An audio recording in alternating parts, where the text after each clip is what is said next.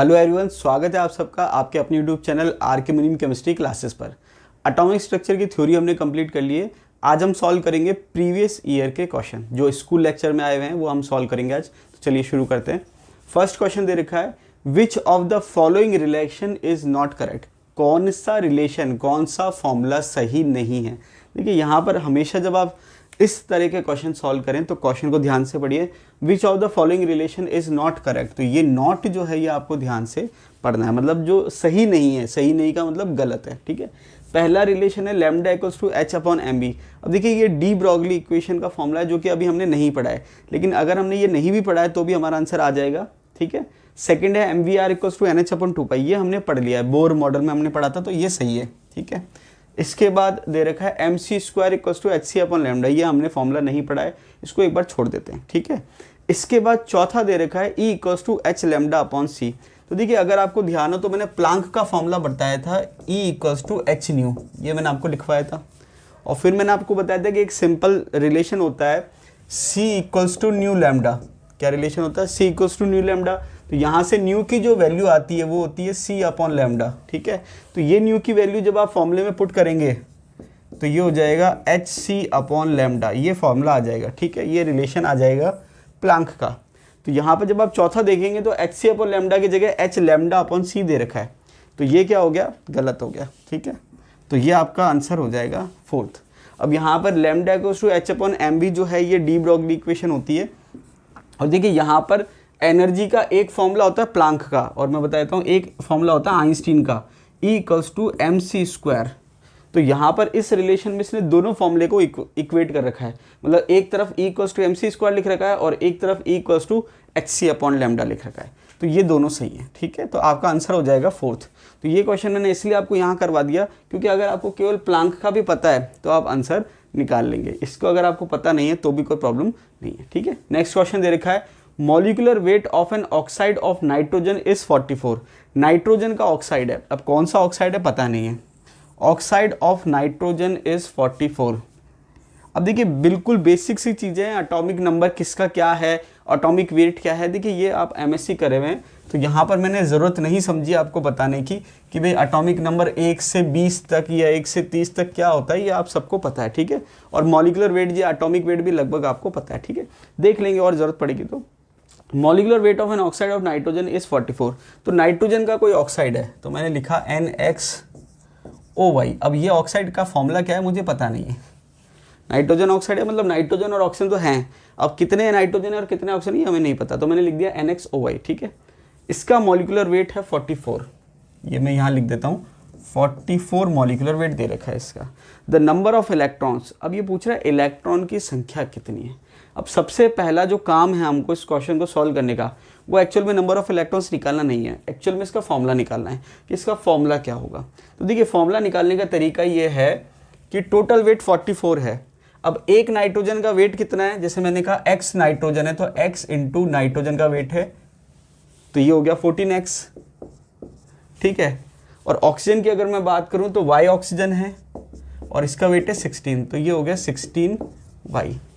तो ये फाइनली हो गया 14x plus 16y equals to 44। अब मान लीजिए इसको मुझे सॉल्व करना है, तो एक बार मैंने दोनों को एक एक मान लिया। वैसे तो मैथमेटिकली सॉल्व कर सकते हैं, फिर भी मैं इसको समझाने के लिए बताता हूँ। एक बार मान लीजिए मैंने x को 1 मान लिया और y को 1 मान लिया, तो लेफ्ट हैंड साइड की जो टर्म आ रही है वो होगी 14 प्लस 16 30। कितने कम पड़ रहे हैं? 14। समझ आई बात? तो ये मैंने सिंपल समझाने के लिए, क्योंकि प्योर मैथ्स में जाएंगे तो और टिपिकल पड़ता। तो यहाँ पर मैंने सिंपली क्या कहा कि यहाँ पर एक नाइट्रोजन का वेट 14 है, एक ऑक्सीजन का वेट है 30, तो एक एक माना तो 30 हो गया। अब कम कितना पड़ रहा है? 14। तो 14 किसका है? नाइट्रोजन का। इसका मतलब ये हुआ कि x की वैल्यू 2 है और y की वैल्यू 1 है, तो ये हो गया 14 into 2 plus 16 into 1 equals to 44। तो ये हो गया 14 दूनी 28, ये हो गया 16, तो ये आ गया 44। अब फाइनली फॉर्मूला आ गया आपके पास N2O। ये फाइनली फॉर्मूला आ गया, 2 नाइट्रोजन है और 1 ऑक्सीजन है। अब आपको क्या निकालना है? The number of electrons. यहाँ पर एक चीज़ का ध्यान रखना है आपको, नंबर ऑफ इलेक्ट्रॉन्स। अब या तो टोटल इलेक्ट्रॉन लिखा होता है या सिंपल इलेक्ट्रॉन है, एक होता है वैलेंस इलेक्ट्रॉन, दोनों में फ़र्क होता है। सिंपल इलेक्ट्रॉन पूछ रहा है, टोटल इलेक्ट्रॉन पूछ रहा है या वैलेंस इलेक्ट्रॉन पूछ रहा है। यहाँ पर कुछ भी इसने वैलेंस शब्द काम में नहीं लिया है, मतलब टोटल इलेक्ट्रॉन की बात हो रही है। तो यहाँ पर नाइट्रोजन के जो इलेक्ट्रॉन होते हैं टोटल, नाइट्रोजन का एटॉमिक नंबर होता है 7 और ऑक्सीजन का होता है 8। तो नाइट्रोजन में इलेक्ट्रॉन की संख्या है टोटल 7 और ऑक्सीजन में इलेक्ट्रॉन की संख्या है टोटल 8। देखिए एटॉमिक नंबर जो होता है उतनी इलेक्ट्रॉन की संख्या होती है अगर उस पर कोई आवेश नहीं है। तो 7 और 8 जो है इलेक्ट्रॉन की संख्या है। अब नाइट्रोजन कितने, 2 हैं, तो ये हो जाएगा 7 × 2 14 और ये हो जाएगा 8। 14 और 8 कितने हो गए टोटल, हम देखें तो ये हो जाएगा 22। तो यहाँ पर इसका आंसर है 22। तो मेन चीज़ क्या थी, इसका फॉर्मूला निकालना। फॉर्मूला अगर आपका आ गया तो आंसर आपका आसानी से आ जाएगा। ठीक है, नेक्स्ट क्वेश्चन दे रखा है the minimum number of unpaired electrons are present in the element having atomic number. अब देखिए ये इलेक्ट्रॉनिक कॉन्फ़िगरेशन पे बेस्ड क्वेश्चन है, तो हम क्या करते हैं सबका एटॉमिक नंबर लिख लेते हैं, इलेक्ट्रॉनिक कॉन्फ़िगरेशन लिख लेते हैं, उससे आपको पता चल जाएगा कि अनपेयर्ड इलेक्ट्रॉन की संख्या कितनी है। तो सबसे पहले बात करें तो यहाँ पर present in the element having atomic number इसने ऑप्शन दे रखे हैं 6, 7, 8, 9। तो एटॉमिक नंबर अगर 6 की मैं बात करूं तो इसका कॉन्फ़िगरेशन होगा 1s2 2s2 2p2।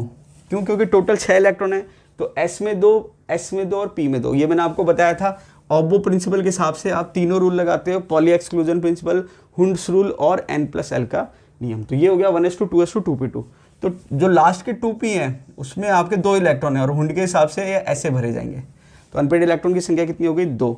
उसके बाद सेकंड जो है उसमें एटॉमिक नंबर या इलेक्ट्रॉन की संख्या जो दे रखी है the minimum number of unpaired electron are present in the element having atomic number 7 की बात करें तो ये हो जाएगा 1s2 2s2 2p3। नाइट्रोजन की बात कर रहा है, अनपेयर्ड इलेक्ट्रॉन कितने हो गए, 1 2 3।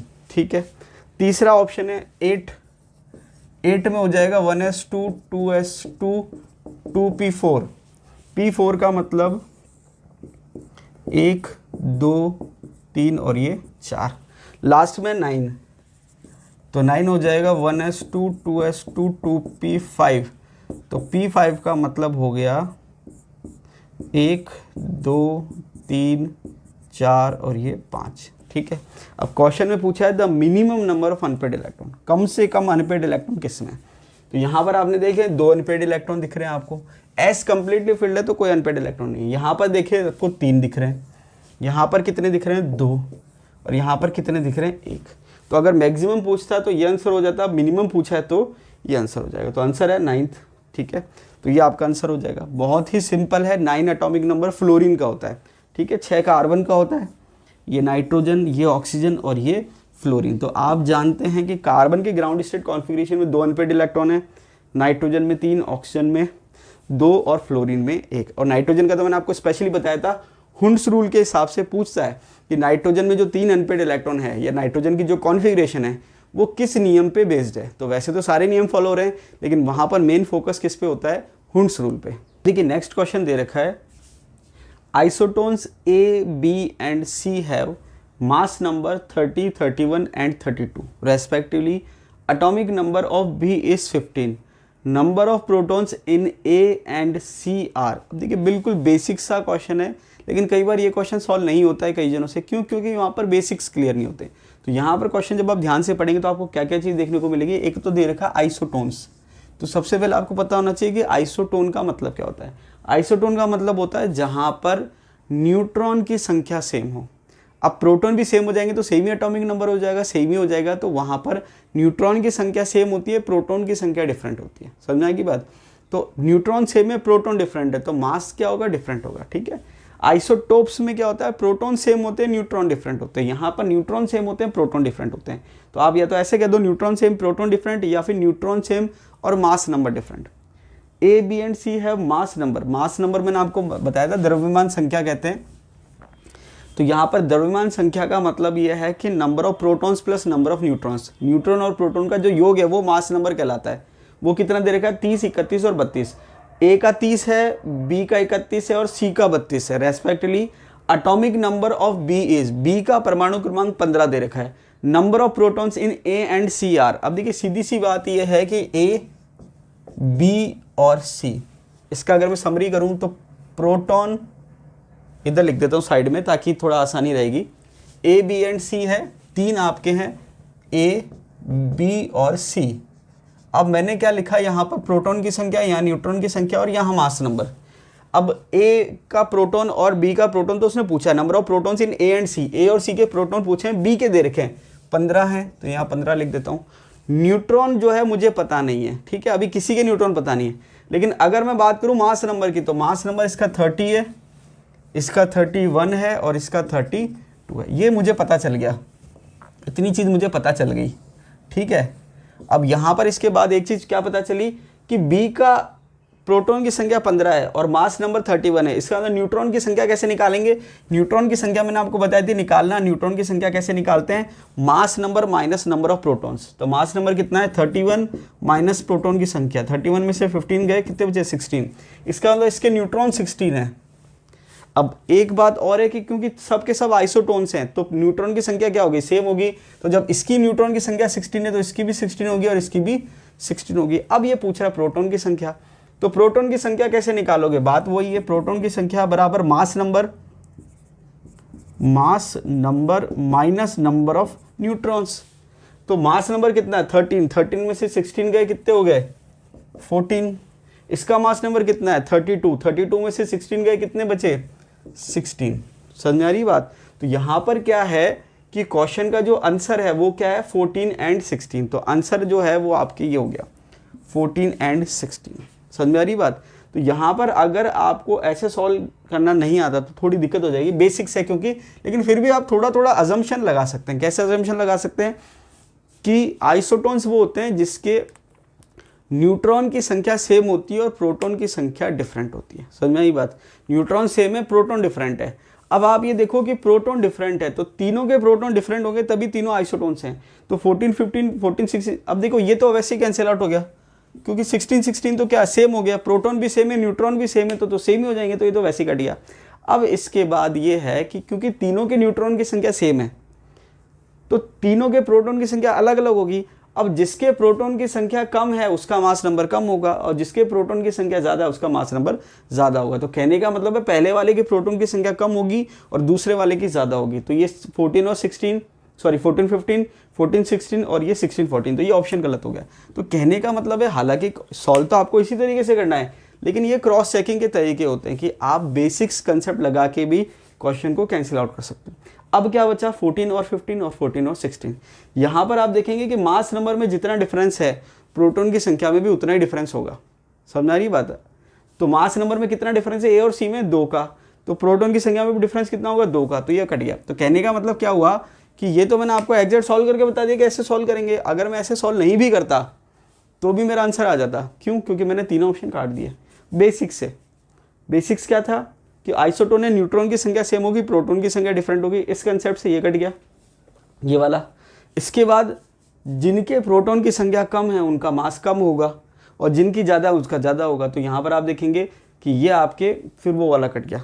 अब बच्चे 2, तो जितना प्रोटॉन की संख्या का अंतर होगा उतने मास नंबर का अंतर होगा, तो आपका आंसर आ जाएगा। समझ में आ रही बात? तो यहाँ पर बहुत आसान है, तो आप आसानी से कर सकते हैं। नेक्स्ट क्वेश्चन दे रखा है, an electron has a spin quantum number +½ and a magnetic quantum number -1। अब यहाँ पर इसने क्या दे रखा है कि क्वांटम नंबर का क्वेश्चन है।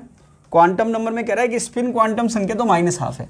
तो देखिए मैंने आपको बताया था स्पिन क्वांटम संख्या 2 ही पॉसिबल है, +½ और -½ फर्स्ट इलेक्ट्रॉन जो हम शो करते हैं ऑर्बिटल में वो +½ का करते हैं, सेकंड जो शो करते हैं -½ का। +½ का मतलब क्लॉकवाइज, -½ का मतलब एंटी क्लॉकवाइज। तो ये कह रहा है s की वैल्यू +½ है, तो ये मैं लिख देता हूँ s की वैल्यू +½ है।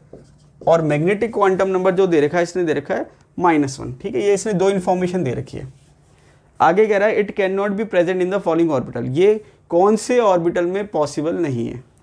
ऑप्शन देख लेते हैं, DFPS। अब देखिए सिंपल सी बात अगर हम करें, m की जो वैल्यू होती है, m की जो वैल्यू मैंने आपको बताई थी होती है -L से लेके +L तक। ये मैंने आपको बताई थी। मतलब m की जो वैल्यू होती है -L से शुरू होती है, बीच में 0 आएगा, फिर ये बाद में जाके +L। तो आप चाहो तो मैं इसको ऐसे लिख सकता हूँ, -L उसके बाद 0 उसके बाद +L। ठीक है, अब यहाँ पर ये है कि अगर L की वैल्यू 0 है तो M की वैल्यू 0 ही होगी, और अगर L की वैल्यू 1 है, 2 है, 3 है तो सब में आपके -1 आएगा। तो कहने का मतलब है M की वैल्यू -1 कब पॉसिबल है? जब L की वैल्यू 1 हो या उससे ज़्यादा हो, इक्वल टू और ग्रेटर देन 1। लेकिन अगर L की वैल्यू 0 है तो m की वैल्यू -1 नहीं हो सकती। समझ में आ रही बात? तो ये क्वेश्चन में यही पूछा है, an electron has a spin quantum number +½ and a magnetic quantum number -1। तो स्पिन की +½ है और मैग्नेटिक की -1 है। It can not be present, तो यहाँ पर ये पूछा किस में पॉसिबल नहीं है। तो यहाँ पर सिंपल सी बात ये है कि इन जो चारों के लिए एल की वैल्यू जब हम देखेंगे तो ये 0, ये 1, ये 2 और ये 3। तो यहाँ पर आप ये देखोगे कि जिनके लिए एल की वैल्यू 1 या 1 से ज़्यादा, वहाँ तो -1 पॉसिबल है, लेकिन ये जो है एस, इसके लिए एम की वैल्यू 0 होती है। चाहता तो मैं आपको डायरेक्ट ही बता देता, लेकिन मैंने आपको थोड़ा सा समझाने के हिसाब से। तो एस के लिए मैंने आपको बता रखा है एल की वैल्यू 0 है और एम की वैल्यू भी 0 है। एक मैंने आपको साथ में और बताया था pz और dz², इसके लिए भी हमने 0 मान रखी है। ठीक है, तो यहाँ पर ये क्वेश्चन में ये भी दे सकता था। तो यहाँ पर s है, तो s जो है उसमें m की वैल्यू -1 पॉसिबल नहीं है, तो आंसर हो जाएगा s। ठीक है, नेक्स्ट क्वेश्चन दे रखा है maximum number of electrons in an orbit is given by. तो यहाँ पर आपको ध्यान क्या रखना है, मैक्सिमम नंबर ऑफ इलेक्ट्रॉन्स का फॉर्मूला पूछा है, लेकिन मैक्सिमम नंबर ऑफ इलेक्ट्रॉन किस में? ऑर्बिट में। देखिए ऑर्बिट अलग होता है और ऑर्बिटल अलग होता है। ऑर्बिट हम कहते हैं शेल को, या फिर हम हिंदी में कहें तो कक्षा या कोश। तो ऑर्बिट में मैक्सिमम नंबर ऑफ इलेक्ट्रॉन का फॉर्मूला मैंने आपको बताया था और कहा था एग्जाम में पूछा जा चुका है। तो यहाँ पर आंसर हो जाएगा 2n²।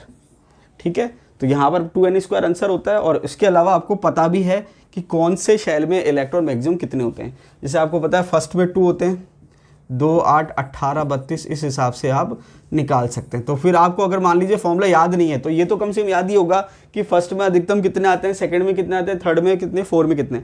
तो फॉर्मूले से आप क्रॉस चेक कर लीजिए, उससे आपका आंसर आ जाएगा आसानी से। तो यहाँ आंसर हो जाएगा 2n²। अब देखिए नेक्स्ट क्वेश्चन दे रखा है 2 elements are presented as A2040 and B3580. The ratio of neutrons present in the atoms of these elements is। तो यहाँ पर ये न्यूट्रॉन्स का रेशो पूछ रहा है। देखिए हमने देखा था आइसोटोन्स पे क्वेश्चन ज़्यादा पूछे गए हैं बाकियों के कंपैरिजन में। तो यहाँ पर ये न्यूट्रॉन का रेशो पूछ रहा है, तो मैं लिख देता हूँ A/B।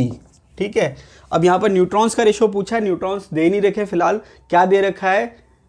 एटॉमिक नंबर और मास नंबर। तो ए के लिए अगर मैं न्यूट्रॉन्स की संख्या निकालूं तो देखिए क्या आएगा। ए के लिए मास नंबर है 40, एटॉमिक नंबर है 20। तो आपको पता है मास नंबर प्रोटॉन और न्यूट्रॉन की संख्या का योग होता है। तो अगर आप मास नंबर में से प्रोटॉन माइनस करेंगे तो न्यूट्रॉन आ जाएगा, और न्यूट्रॉन माइनस करेंगे तो प्रोटॉन आ जाएगा। तो आपको न्यूट्रॉन की संख्या निकालनी है, तो 40 - 20 कितना आ गया? 20। तो 20 तो न्यूट्रॉन की संख्या आ गई ए के लिए। ऐसे बी के लिए आप निकालेंगे न्यूट्रॉन की संख्या, तो न्यूट्रॉन की संख्या क्या आएगी? बी के लिए दे रखा है मास नंबर 80 और एटॉमिक नंबर 35। तो 80 में से 35 माइनस करेंगे 45 आ जाएगा। यहाँ पर 20:45 आंसर आ रहा है। अब देखिए 20:45 आपको ऑप्शन में नहीं दे रखा, मतलब आपको इसको सॉल्व करना है। तो 5 4 = 20, 5 9 = 45। तो 4:9 जो है वो आंसर हो जाएगा। तो यहाँ आंसर हो जाएगा 4:9। देखिए बिल्कुल बेसिक से क्वेश्चन है, आपको सॉल्व करने आने चाहिए। कई बार क्या होता है हम बेसिक्स पे ध्यान नहीं देते हैं, तो इस तरीके के क्वेश्चन हम सॉल्व नहीं कर पाते, या तो हम गलती कर देते हैं या सॉल्व नहीं कर पाते। ठीक है, नेक्स्ट दे रखा है the total number of orbitals for L = 4 will be. अब देखिए यहाँ पर L = 4 के लिए टोटल नंबर ऑफ ऑर्बिटल्स पूछा है। तो यहाँ पर आपको मैंने क्वांटम नंबर जब की थ्योरी पढ़ाई थी तब मैंने बताया था कि L की वैल्यू अगर दे रखी है तो वहाँ पर ऑर्बिटल की संख्या का फॉर्मूला क्या दे रखा है। तो यहाँ पर ऑर्बिटल की संख्या अगर आपको निकालनी है सब शेल के लिए, मतलब L की वैल्यू दे रखी है, तो उसका फॉर्मूला होता है 2L + 1। तो जब आप वैल्यू पुट करेंगे तो हो जाएगा 2 × 4 + 1। तो ये आ जाएगा 8 + 1 = 9। तो आंसर हो जाएगा 9।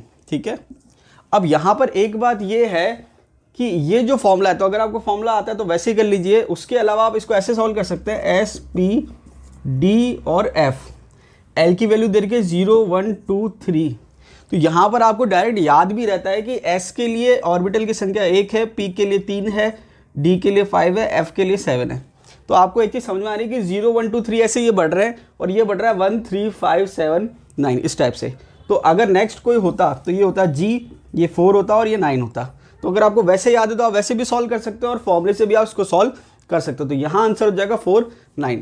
नेक्स्ट क्वेश्चन दे रखा है which of the following orbital does not have angular node. अब देखिए एंगुलर को मैंने यहाँ पर बॉक्स में अलग से शो कर रखा है। एंगुलर नोड मैंने आपको बताया था, देखिए एक तो होता है स्फेरिकल प्लेन या स्फेरिकल सरफेस, या हम कहें स्फेरिकल नहीं, नोडल सरफेस, सॉरी ये क्या होता है, एक होता है नोडल सरफेस और एक होता है नोडल प्लेन। ये मैंने आपको लास्ट वीडियो में बताया था, नोडल सरफेस और नोडल प्लेन, नोडल सतह और नोडल तल। नोडल सरफेस को मैंने आपको बताया था रेडियल नोड भी कह सकते हैं, क्या कह सकते हैं, रेडियल नोड। और नोडल प्लेन को हम कहते हैं एंगुलर नोड, ये मैंने आपको बताया था। तो यहाँ पर एंगुलर नोड का मतलब नोडल प्लेन से है और नोडल सरफेस का मतलब रेडियल नोड से है। नोडल सरफेस मैंने कहा था बेसिकली एस के लिए काम आता है, लेकिन अगर वो फिर भी पूछ ले तो फॉर्मूला है n माइनस एल माइनस 1।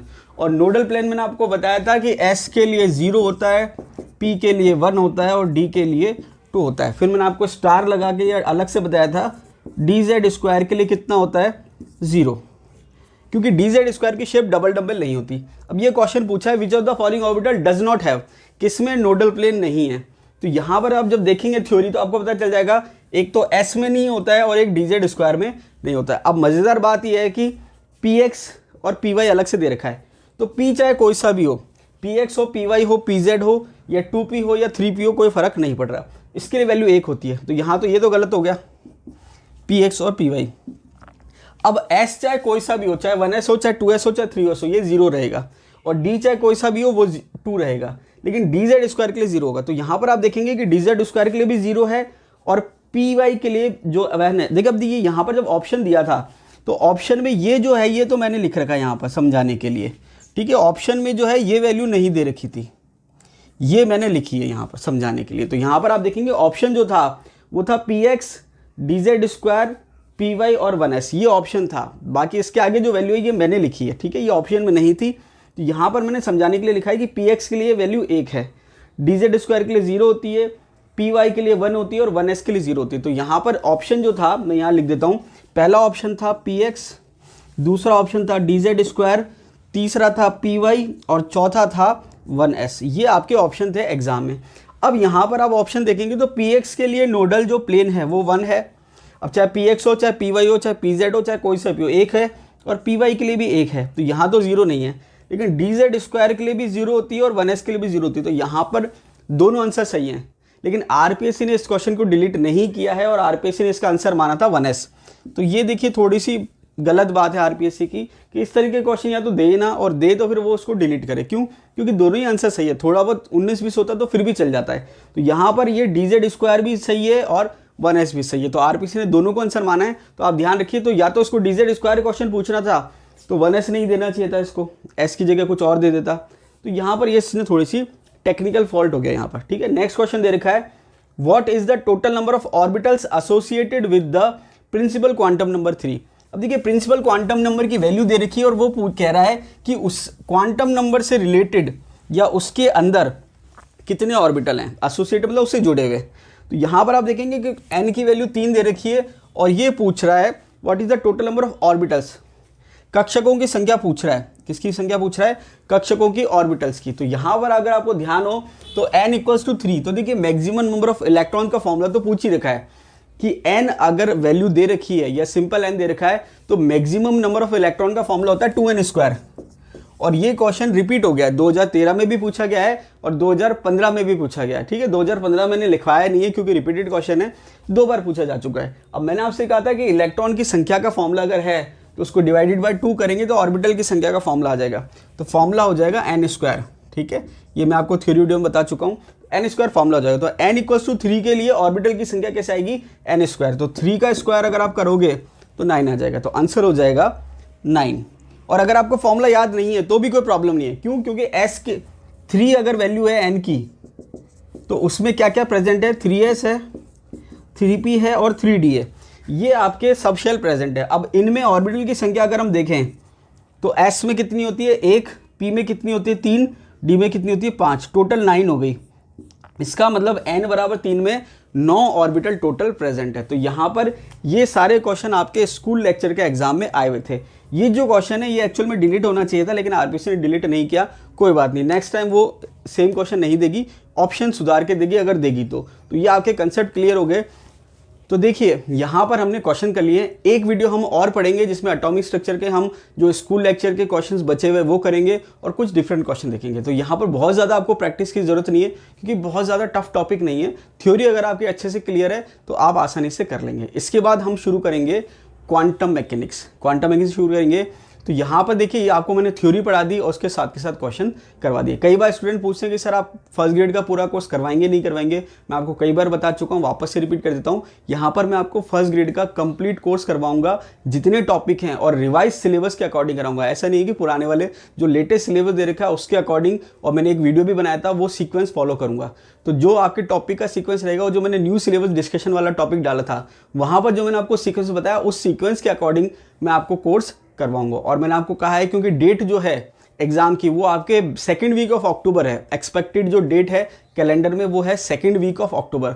तो उसके देखते हुए मैं आपको कोशिश करूंगा पूरी कि 15 से 20 अगस्त, लास्ट मान लीजिए 20 अगस्त तक हमारी कोशिश रहेगी कि हमारा जो कोर्स है वो 20 अगस्त तक कंप्लीट हो जाए, और जो नोट्स हैं वो भी आपके पास 20 अगस्त तक जो है कंप्लीट नोट्स पहुंच जाएं। तो 20 अगस्त हमारा टारगेट है कि नोट्स भी आपको पूरे 20 अगस्त तक मिल जाएं और थ्योरी जो है वो भी हमारी 20 अगस्त तक कंप्लीट हो जाए। तो वीडियो जो है आपको कैसा लगा आप मुझे कमेंट बॉक्स में कमेंट करके बताइए। अगर आपको वीडियो अच्छा लगा तो लाइक कीजिए, दोस्तों से शेयर कीजिए, और अगर आप चैनल पे नए हैं तो चैनल को सब्सक्राइब कर लीजिए और जो बेल आइकॉन का बटन है उसको हिट कर लीजिए, ताकि जैसे मैं नया वीडियो अपलोड करूं आपके पास नोटिफिकेशन आ जाए।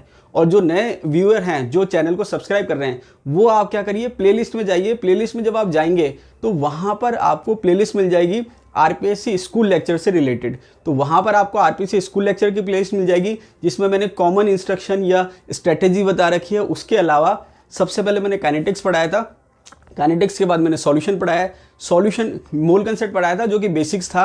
उसके बाद मैंने सॉल्यूशन पढ़ाया, सॉल्यूशन के बाद मैंने पढ़ाया इलेक्ट्रोकेमिस्ट्री, इलेक्ट्रोकेमिस्ट्री के बाद मैंने पढ़ाया आयनिक इक्विलिब्रियम, उसके बाद मैंने पढ़ाया थर्मोडायनेमिक्स। थर्मोडायनेमिक्स से हम एटॉमिक स्ट्रक्चर पढ़ रहे हैं। तो ये जो टॉपिक है ये हमने फिजिकल के जो हैं कवर कर लिए हैं। इसके बाद हम नेक्स्ट पढ़ेंगे क्वांटम मैकेनिक्स। तो आप जो हैं बने रहिए, और जिन्होंने नोट्स परचेस कर लिए हैं उनको मैं एक बात बताना चाहूँगा कि नोट्स तो आप पढ़ना है, वो तो आपको पढ़ना ही है, लेकिन थ्योरी वीडियो जो है, यहाँ जो मैं वीडियो बना रहा हूँ, वो आपको जरूर देखने हैं। क्यों? क्योंकि अगर आप वो देखेंगे तो वो आपको आसानी से समझ में आ जाएंगे, क्वेश्चन सॉल्व करने में भी हेल्प रहेगी, क्योंकि काफ़ी क्वेश्चन मैंने सॉल्व करवा रखे हैं। क्योंकि आप जब पूछेंगे प्रॉब्लम्स कि सर ये समझ में नहीं आया, तो अगर वो वीडियो में मैंने पहले बता रखा है तो मैं वहाँ पर उसको रिपीट नहीं करूँगा। जैसे मान लीजिए कोई क्वेश्चन मैंने पहले ही सॉल्व करवा दिया, फिर आप पूछेंगे सर ये क्वेश्चन कैसे होगा, तो वहाँ पर मैं आपको वो सॉल्यूशन नहीं बताऊँगा। जो क्वेश्चन मैंने वीडियो में नहीं सॉल्व करवाए वो प्रॉब्लम आप मुझसे ज़रूर पूछ सकते हैं। तो मैं एक डेट बता दूंगा कि इस डेट तक, जैसे मैंने आपको 3 टॉपिक भेज दिए हैं, थर्मोडायनेमिक्स, एटॉमिक स्ट्रक्चर और क्वांटम मैकेनिक्स, तो मैं एक डेट बता दूंगा कि भाई इस डेट तक आप मुझे थर्मोडायनेमिक्स की प्रॉब्लम भेज दीजिए जो आपसे क्वेश्चन सॉल्व नहीं हो रहे हैं, इस डेट तक एटॉमिक स्ट्रक्चर भेज दीजिए और इस डेट तक क्वांटम भेज दीजिए, ताकि ये कि भाई आपका भी टाइम से कंप्लीट हो जाए और सबकी प्रॉब्लम एक साथ आ जाएगी। तो एक साथ मैं वीडियो बना दूंगा प्रॉब्लम सॉल्विंग, जो क्वेश्चन आपसे सॉल्व नहीं होंगे वो बना दूंगा। ऐसा नहीं है कि आप अलग अलग क्वेश्चन पूछेंगे, वो फिर पॉसिबल नहीं है। तो यहाँ पर मैं आपको टाइम बता दूंगा, डेट बता दूंगा कि इस डेट तक आप थर्मोडायनेमिक्स पढ़ लीजिए, उसकी जो क्वेश्चन सॉल्व नहीं हो रहे वो बता दीजिए। तो वो अकॉर्डिंग टू अभी आपके नोट्स पहुंच जाएंगे 2-3 दिन में, तब मैं आपको बता दूंगा कि भाई इस डेट तक आप थर्मोडायनेमिक्स पढ़ लीजिए, इस डेट तक एटॉमिक स्ट्रक्चर पढ़ लीजिए और इस डेट तक क्वांटम मैकेनिक्स पढ़ लीजिए। वीडियो का आपने अंदर देखा, इसके लिए बहुत बहुत धन्यवाद।